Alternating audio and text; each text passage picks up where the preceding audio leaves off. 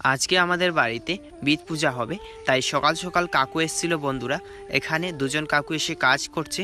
এখানে দেখি সব কিছু রেডি বিদ পূজার জন্য, আর অবশেষে দেখি বিদ পূজা সম্পন্ন। তো প্রথমেই বলে রাখি, আমি সকাল সকাল ঘুম থেকে আজকে উঠে দেখতে পাই এই কাকুটা চলে এসেছে এখানে কাজ করতে, কিন্তু আরেকজন কাকু আসার কথা, তার আসার কোনো পাত্তা নেই।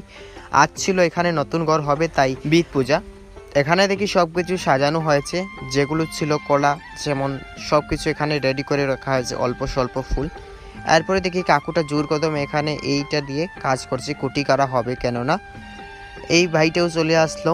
তারপর আমি চলে গেলাম এখানে কিছুটা ক্লিপ নিতে। তো অবশেষে আমি আমার ক্লিপটা নিয়ে এখানটার ওয়েদারটা জাস্ট দেখতে লাগলাম। এখান থেকে ওয়েদারটা দেখতে বেশ ভালো লাগছে। তারপর আমি চলে গেলাম ঘরে, অল্প স্বল্প চা খেতে, সকাল থেকে কিছুই খাই নাই। চাটা অবশেষে খাওয়ার পর দেখি মা এখানে রাত্রে কাল পালং শাক বাছছে।